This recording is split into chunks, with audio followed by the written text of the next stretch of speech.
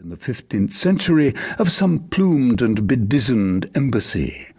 It was barely 2 days since the last cavalcade of that nature, that of the Flemish ambassadors charged with concluding the marriage between the Dauphin and Marguerite de Flandre, had made its entry into Paris, to the great annoyance of Monsieur le Cardinal de Bourbon, who, for the sake of pleasing the king, had been obliged to assume an amiable mien towards this whole rustic rabble of Flemish burgomasters, and to regale them at his Hôtel de Bourbon with a very pretty morality, allegorical satire, and farce, while a driving rain drenched the magnificent tapestries at his door.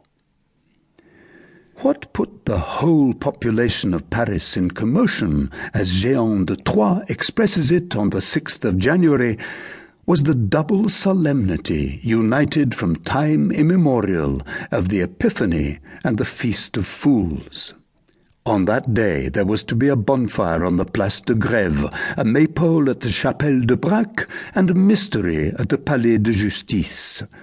It had been cried to the sound of the trumpet the preceding evening at all the crossroads by the provost's men, clad in handsome short sleeveless coats of violet camelot, with large white crosses upon their breasts.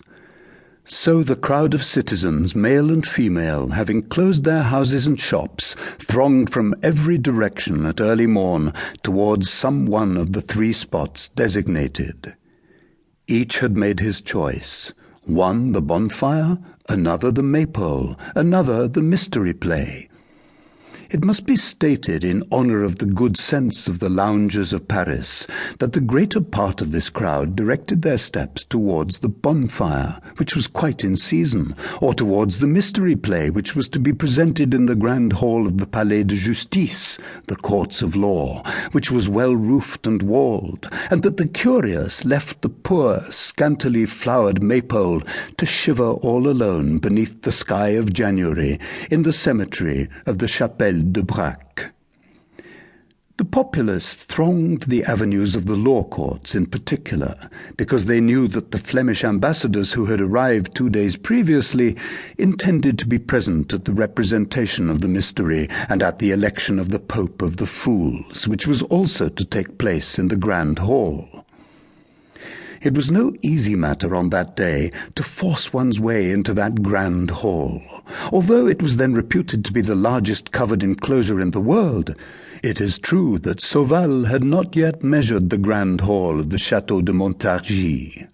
The Palace Place, encumbered with people, offered to the curious gazers at the windows the aspect of a sea, into which 5 or 6 streets, like so many mouths of rivers, discharged every moment fresh floods of heads.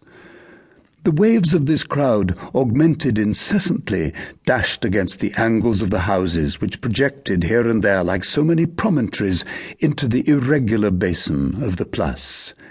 In the centre of the lofty Gothic facade of the palace, the grand staircase incessantly ascended and descended by a double current, which, after parting on the intermediate landing place, flowed in broad waves along its lateral slopes.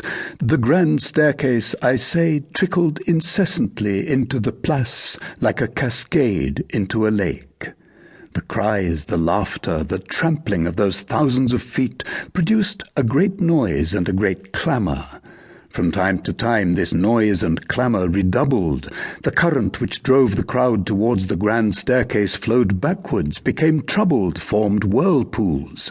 This was produced by the buffet of an archer, or the horse of one of the provost's sergeants, which kicked to restore order, an admirable tradition which the provostship has bequeathed to the constabulary to the maréchaussée, the maréchaussée to our gendarmerie of Paris. Thousands of good, calm, bourgeois faces thronged the windows, the doors, the dormer windows, the roofs, gazing at the palace, gazing at the populace, and asking nothing more. For many Parisians content themselves with the spectacle of the spectators, and a wall behind which something is going on becomes at once for us a very curious thing indeed.